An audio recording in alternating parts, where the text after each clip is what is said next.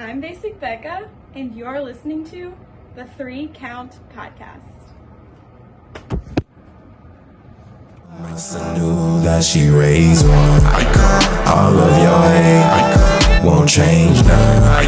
Who you think you are? Welcome everybody to another great edition of the 3 Count Podcast presents Now Entering the Ring. I'm your host, Clifford Red Dog Miller. I do all of these interviews. I've been on every single one of these. This is ridiculous. I have to find a secretary. Someone else got to do these takeovers. Anyway, let's go down our roster. This man here, he's been my longest friend. He's the one dude that can literally call me on all my bullshit, and the only thing I'll do is throw him a middle finger because he's usually right. But it is what it is. He's the man who has a GED. That means good enough degree. So give it up for the man, Lou the Franchise. I thought I was your secretary, dickhead. Oh, that's right. You are my secretary. I forgot about that. So now I am the host of this show. So this is the 3 Count Presents Now Entering the Ring, which means one thing. We have a special guest for you. You can find this man on CCW. You can find this man on DWO. You can find this man on CWFAZ. You can find this man in WWE 205 Live to be exact. You can find this man on FCW and AWF. He is the Frank Sinatra of the Spanish Mafia. He's the Latino Al Pacino. Give it up for Gino Rivera. What's up, guys? What's going on? Yo. Hey, thank you, just for taking some time out and talking to us, man. First of all, that was a great introduction. That was fine. That was fabulous. I love it. I gotta, take some notes. You know what I mean? And I'm gonna probably introduce myself like that when I take the mic from an announcer. I also did forget that you're a 3-time DWO full access champion. I did miss that part. Yes. Oh my God. I got too many accolades, man. You know what I mean? I'm glad you have notes because I don't have it in front of me. But yeah, that's me. That's the number one thing. I always tell people, I was like, hey, man, if you're going to interview anybody, research. Yes. And you know what? I always have everything documented. And there you go, man. No, well, so this is just our podcast, man. Like I was telling you before we started recording, it's a podcast about wrestling for wrestlers by wrestlers. So really, it's just kind of the thing. But the first question that I'm going to hit you with before we get into really everything, who is Gino Rivera? All right. Well, Gino Rivera is a loudmouth Puerto Rican.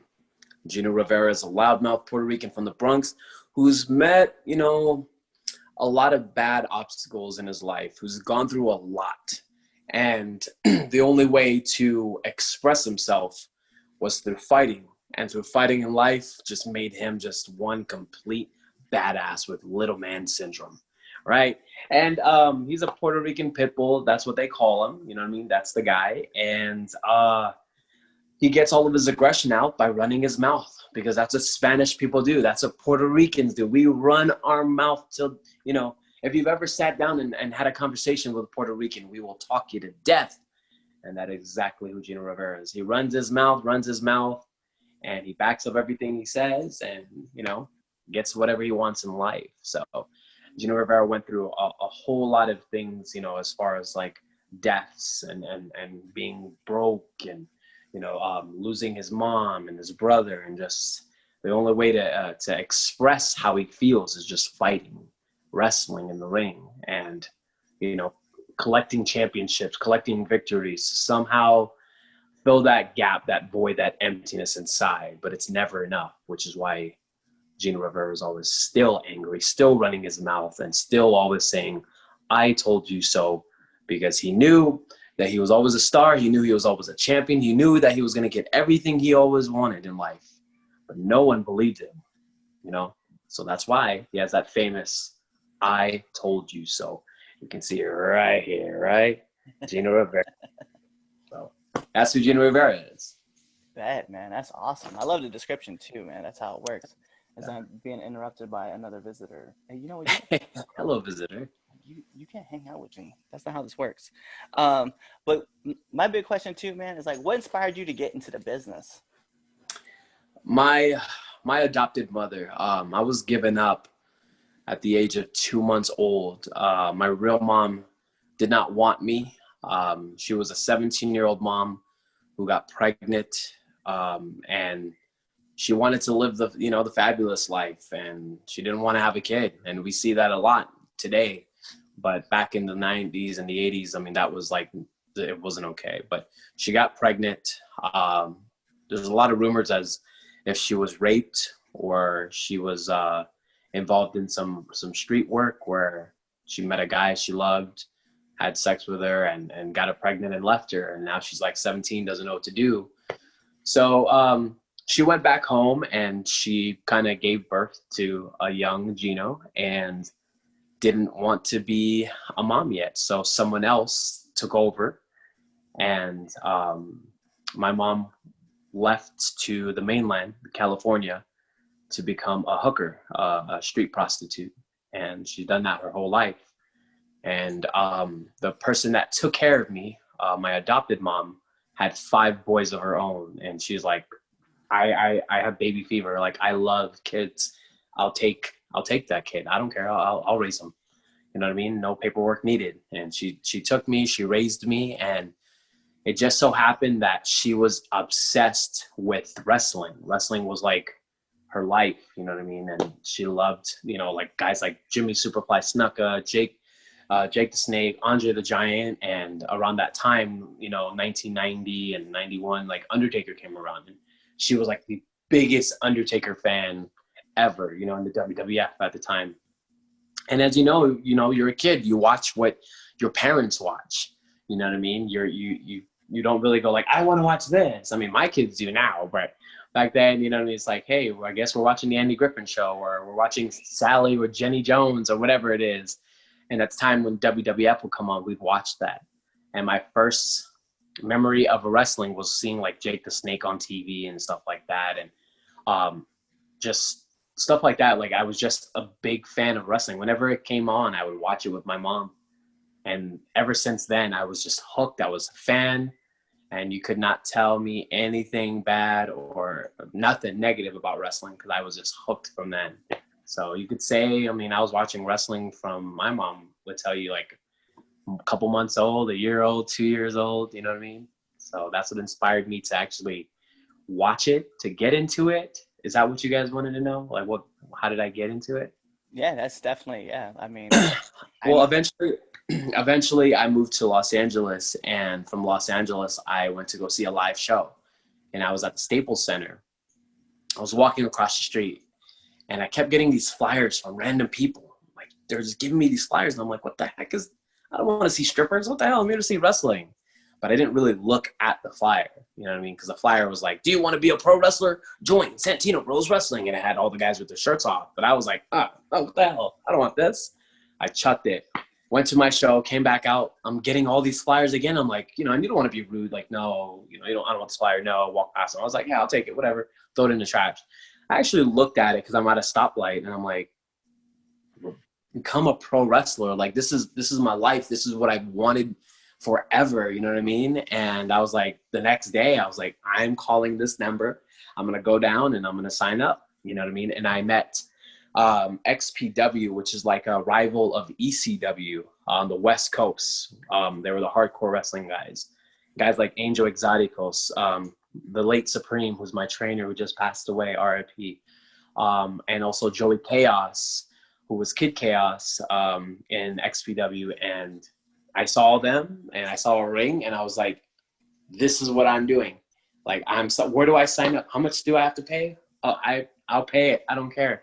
This is my dream. You know what I mean? And I got signed up in 2008, and the rest was history from there. I'm curious to ask, though, the one show at the Staples Center, was there happen to be a 205 live show then? Was there a 205 like around that time? No. No, this was this was like, I'd say, oh my gosh. No, 205 Live came later. Yeah, it came later. It came way later, only because, I've heard a story similar, right? Yeah. About a certain wrestler who stopped, right? Because that was his dream to main event at the Staples Center. And one night he got to main event at the Staples Center. Yeah. He said he remember getting stopped, like people stopped his car in front, and he got out and he was just signing autographs like all day.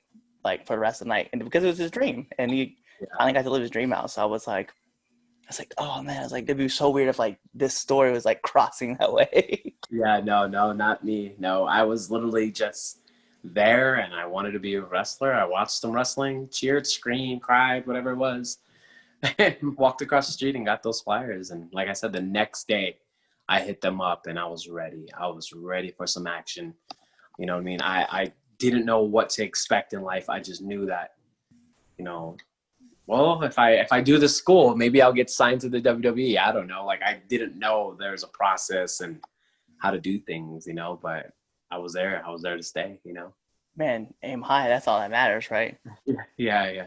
So I guess like the next question I'll have for you is, what do you think is missing from the business? What I think is missing from the business is variety. You know, look, man, I'm a small guy. I'm a light guy. I'm considered a cruiserweight in a lot of aspects.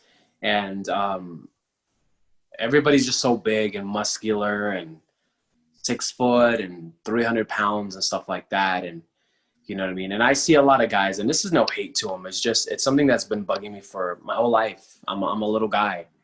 And I know I got more talent than like a lot of these guys that come in that are all muscular and big, and they got sports athletic backgrounds, and they graduated from Notre Dame and Florida State and all the stuff. And a guy like me that's only did a few years in college and graduated high school, and I've loved wrestling my whole life, and this is literally what I've prepared my whole life to be. I get overlooked or passed on because there's some handsome 6 foot dude here, and I'm just standing there. You know what I mean? I have the same thing this guy has. Nice boots, nice gear. I can speak. That guy can't. I can wrestle. This guy wants to learn how to do it. Like, I have the passion, but this guy's just doing it for 15 minutes of fame, or just to say, hey, I worked for the WWE. Now I want to be a Hollywood movie star. For me, it's like my whole life has been, I've always just wanted to get to the WWF. Like, I've never wanted to be a cop. I never wanted to be a police officer, a fireman, or you know, a mortician, nothing. I've wanted to wrestle my whole life, and I've prepared myself where I don't do drugs, I don't drink, I have a clean background record. Like, I've held a job since I was 16, and guys like me that really put in the work, we just never get that shot, that opportunity. So variety, there's small guys like myself.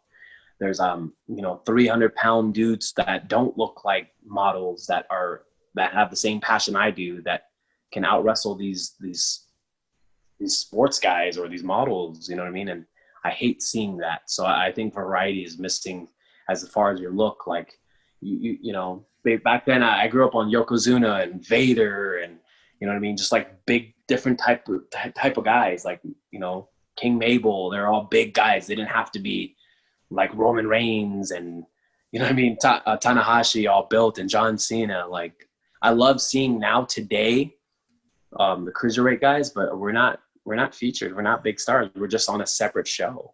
You know what I mean? Like, oh, you guys go there. The big guys are on TV. You know what I mean? Like, where's the cruiserweights on the show now? Yeah. You don't really see them. You don't see them. They have their own show. That sucks. You know what I mean? Because I like seeing different varieties of wrestlers and stuff like that. Not everybody has to do the big man moves. I like seeing the technical wrestlers. I like seeing the high flyers, you know what I mean? The grapplers. I like seeing all that. And I think variety's missing. So Yeah, I can agree with that too, because I feel like 205 has like their own show, but I feel like NXT really kind of utilizes like all their guys, like and does a good job of it. But you're right, when it comes to like mainstream and that same kind of company, like 6 foot, like 200 pounds. Like there's a cookie cutter, like you know, I don't know how to really say it, but yeah, they're looking at us for a certain type of guy. If you're not that certain type of look, like, you know, it is what it is. And part of me goes, you know what, I can't focus on that. I just got to keep doing me. And a lot of advice that I've gotten from the older vets, the veterans around in wrestling, is they just tell me, keep talking. What you lack in size, you have it in your mouth, right? That sounds weird. What's it called? What you lack in body and, you know, like, you know, muscles and genetics, you have it with your mouth. Your mouth is your moneymaker. Never stop talking. And I've been compared to like a light-skinned Leo Rush, and I'm like, that's great, but you know what I mean? Every wrestler doesn't like to be compared to other wrestlers, but I'll take that. You know what I mean? I like that. So then I guess my next and last question before I hand this over to Lou is going to be, what advice would you give to up-and-coming wrestlers? Oh my gosh. So I get this question. I get this question a lot, and I'm going to stick with it because it's the absolute truth. So the thing I tell them, I have a school here in Albuquerque called Off the Ropes, OTR, and I train about 10 to 12 people. And the advice I give to them is, look, wrestling is hard, okay? It's not something you can just come in and get down right away. It's hard, and it'll make you quit. You know, it'll make you want to give up, and mentally, physically, emotionally, financially, it's draining. But I say, because it's been said to me, listen to this very close, do not quit. Stay with it. Stick with it. No matter how hard it gets, stay here. Why, you ask? Is because the day that you leave is the one day that they, whoever they are, big companies, mainstream companies, AEW, Japan, you know, Impact, Mexico, WWE, wherever, the day that you decide to leave could be the day that they were looking for you. Sometimes it's not about who you know or size, but sometimes it goes, I need a 5-foot Puerto Rican, about 165 pounds. I don't care if you speak Spanish. I just need him for this one episode. Can somebody find me a freaking a midget Puerto Rican for this one episode? And the day I go, you know, guys, I don't have it anymore. I'm gonna quit, man. No one's looking at me. I'm not getting signed. I'm just done. See you later, guys. And all of a sudden, hey, you guys see that one Puerto Rican down in the Southwest? Big mouth guy? Yeah, he retired. Oh, all right. Anybody else? That's exactly what will happen. So you can't just quit. You know what I mean? I know guys that are out here 17 years, still haven't had their opportunity, their big break, and they refuse to quit because they live by that same model. The day you quit could be the day that someone was looking for you. So stick with it, stay with it, no matter how hard it gets, stick with it, man. Like injuries, it'll drain your pockets. It'll do some damage on your car, your body. Stay with it. I've been in here for 11 years, and trust me, I thought about 2 weeks ago giving up, but I was like, no, I got to stick with it. Somebody might look for me. Somebody might want me one day. You know what I mean? And I truly believe that. And that's why I'm still here. Not because, you know what I mean, I want to get famous or I want some money or any of that. It's because I have faith and hope that somebody will be looking for me one day. You know what I mean? So that my students know that. You know, my peers know that. I preach this like no other. I preach the same story. You can look back to the 20 other podcasts that I've done, and I tell them the same thing I tell them. Stick with it. Man, that's some great advice, man. I really that hits your heart right there because it's the truth. You know what I mean? The Young Bucks, they wanted to give up, man, and they stuck with it. What do you know? Now these guys are multimillionaires. You know what I mean? Like they're making it. They're doing they work for the biggest company right now. You know what I mean? That's out, fresh company. So, you know, you can't just go, oh, it's not working for me. Nobody wants to book me. Yeah, months are slow, man. I've dealt with months where I'm like, no one is trying to book me right now. I stuck. I'm going to quit. And then I go, nah, it's just a slow month. It's December. No one wants to spend money on wrestlers. Everybody's trying to save up money for toys for their kids and their husbands and their wives or whatever. You know what I mean? Like, I understand. So, yeah, wrestling does this a lot. You know what I mean? And there's been times where I broke my jaw twice. I dislocated both my shoulders. And I'm like, you know, I'm telling my family, that's it. I'm done. I'm never doing this. It cost me more financially to get everything fixed than I've made in this whole business for 10 years. I'm done. Next week, I'm like, I'm not done. All right, guys, I'll be back November, blah, blah, blah. You know what I mean? Like, you're never truly done. You never truly retire as a wrestler because it's always in you now. You know what I mean? So there you go. bad, man. That's some great advice. All right, Lou, this is you, man. It's your questions. Heck yeah, Lou. Go for it. Gino, Yes, I'm listening. can I have your autograph? May I have an autograph? What? Say that again. Yes. Can I have your autograph? Absolutely. Here you go. Like,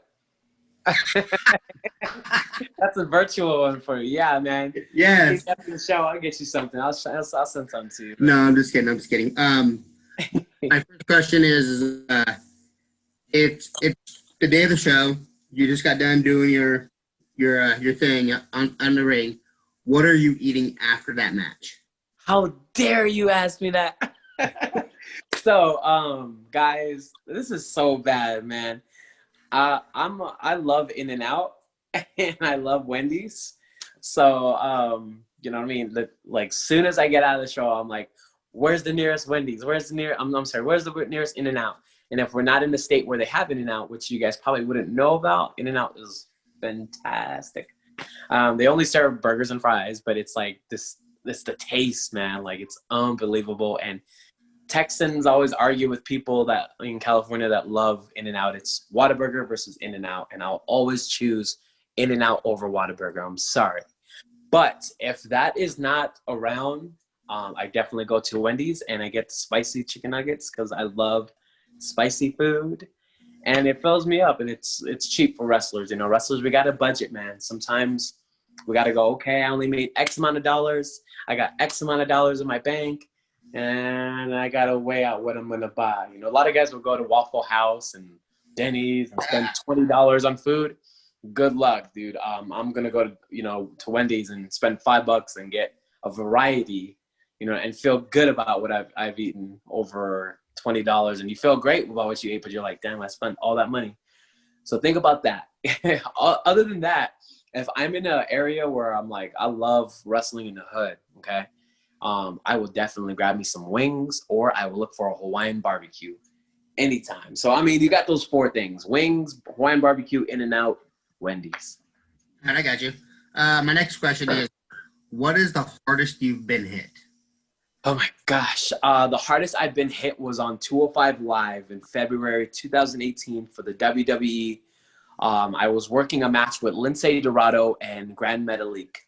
They gave me a snapmare, which is like they grab you by the neck, they front flip you over their shoulder, you land on your butt, and all of a sudden, both of them kicked me, one in the face and one in the back. And mind you, I broke my jaw twice already in the last 11 years now. They did not hold anything back. It was a snapmare. Boom, I'm on my butt, and all of a sudden, bam, I'm like, bam. And I just remember myself looking at the lights, because the lights are hot and they burn and they're super bright, and I almost disappeared because I didn't tan that day. What's it called? Yeah, I just remember hearing that boom, and I laid down, and I'm like, oh, I'm dead. You know what I mean? My mouth is broken.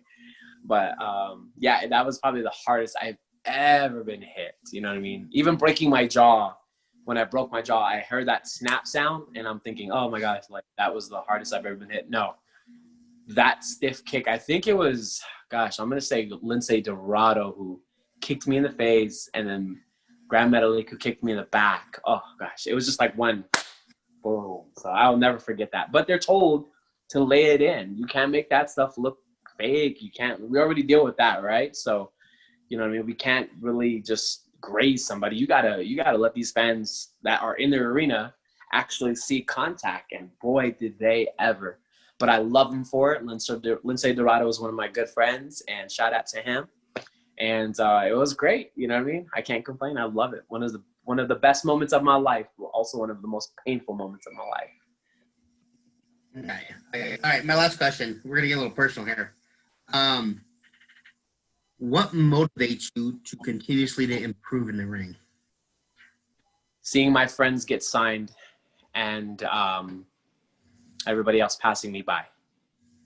That's the one that hurts a little bit. Of course, you're happy to see your friends get signed, and you're happy to see them come out and, oh, there's your buddy, and they didn't tell you that they're going to make their debut tonight, or that they had a special spot, an extra spot, and all of a sudden you go, well, I've been wrestling longer than that guy, or, I might be a little better than that guy, or I know more people than that guy to help me get there, and why is that guy there? And why am I at home watching him on TV or watching her on TV? That could have been me. And wrestling sparks this little professional jealousy, which is good at times because it's a motivator.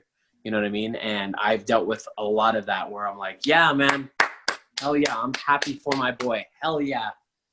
And then I go, what about me? You know what I mean? What about Raven? I'm just kidding.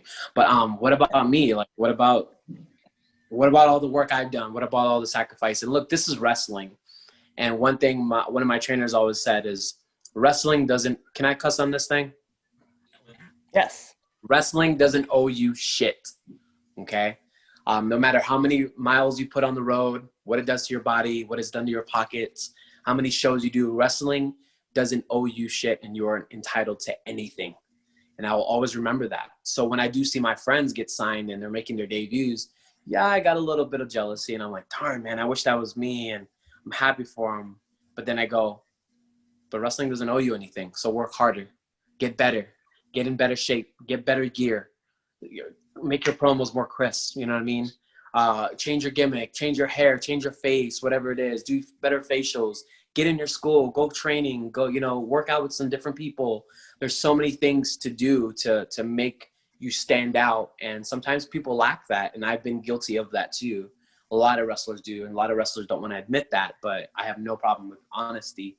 And I know what I have to improve. Like I have to improve speaking Spanish. A lot of opportunities were supposed to be given to me. And sometimes people are like, well, can you speak fluent Spanish? Because what about media? And I'm like, yikes, I can't do that. Or, they're like, okay, you can wrestle, you can talk, you look good, blah, blah, blah. But can you gain about 45 pounds? Can you gain about 50? And I'm like, oh my gosh, I already eat like a boatload. How am I supposed to do that? And I've lost opportunities because of that. So I know what I need to do to get there. It's, remaining motivated and constantly seeing my friends get signed that goes, you know what? Damn it, I'm gonna train tonight. I'm getting in the gym. I gotta do this. I gotta order new gear. I gotta get boots. I gotta come back, with these promos a little hotter, and stuff like that. So that is something that motivates me, is the professional jealousy, which everyone has. You know what I mean? You could be a guy at McDonald's, and the guy that's only been here for 2 weeks, gets a promotion, and you're like, wait, I've been on the fries for 10 years. What the hell? What do you mean he's a manager? You know what I mean? It could be a teacher. You know what I mean? That, hey, he's a sub. Why is he getting a job, and why is he getting more pay than I am? What the heck? I've been here for 30. It's kind of like that. You know what I mean? You gotta be honest with yourself and go, there's a reason why you're not signed and they are, or there's a reason why they're getting opportunities and you're not. So that is the motivation. Bet. That's it for me. Yeah, it's crazy. It's crazy you mentioned out. We'll talk stories. We'll talk more stories after. Yeah. All right. So tell me anyway, what I'm saying. Hey, stop me when I'm lying. Tell me what I'm saying when I'm like, when I say all these things, you don't feel that because it's legit. It's the truth. You know what I mean? Yeah. Oh yeah. Yeah. No, definitely. I can't. We go talk story after. Yep. All right, man. So those are all the questions I've got for you. Those are all the questions that Lou's got for you. So we're gonna get into it. It's time for the world famous 10 count questions. So Let's do it. here's how it works, man. We're gonna fire off 10 questions at you.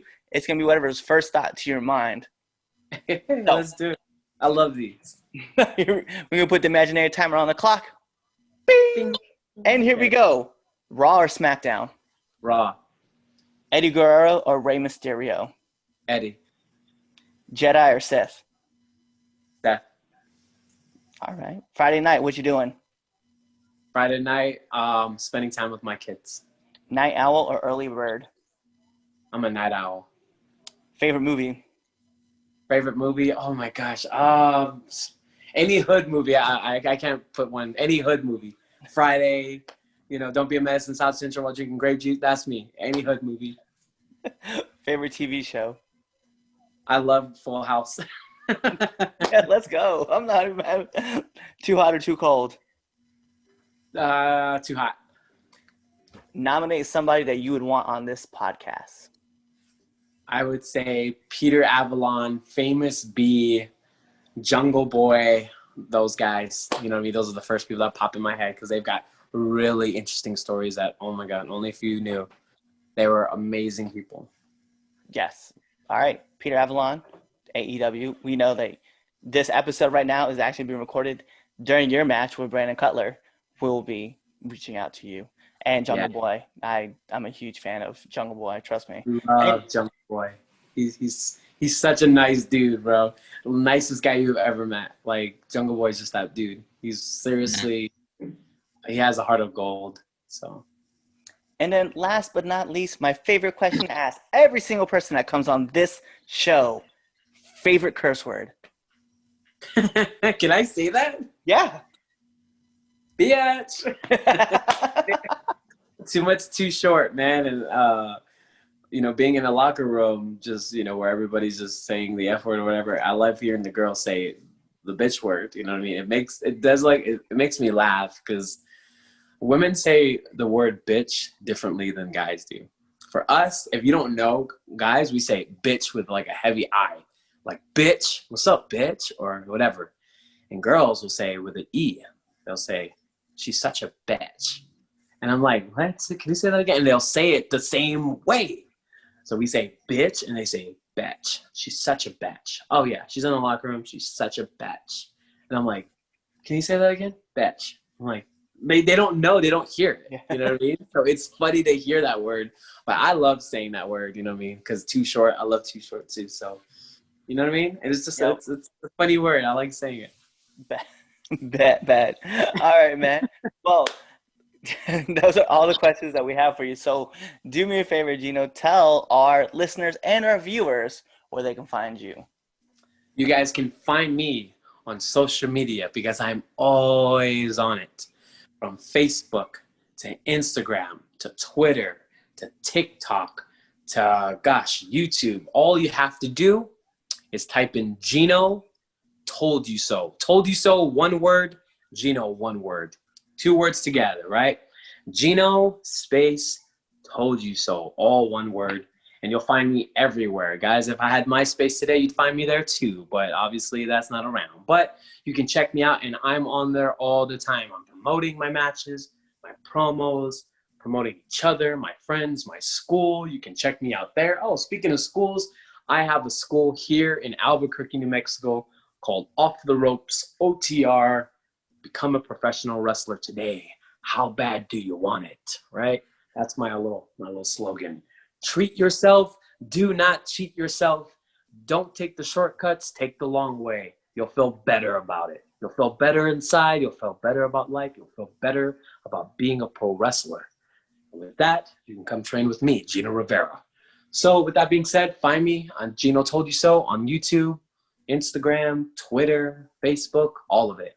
And I am super fast with responses because my phone is glued to my chest the way it should be, because I like answering everybody. And guys, I'm super, super interactive. So find me there. Bad. So this is the 3 Count Presents Now Entering the Ring, and I am your host once again, Clifford Red Dog Miller, here with Luda Franchise. Now entering the ring, Gino Rivera. We will catch you guys next time, so tune into the next episode and be there or be somewhere else. Yeah. What's going on, 3 Count Nation? I'm Clifford Red Dog Miller with the catchphrase.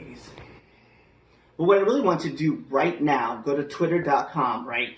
Go over there, find us at the 3count_pod, give us a follow, give us a like, give us a comment. We want to talk to you guys.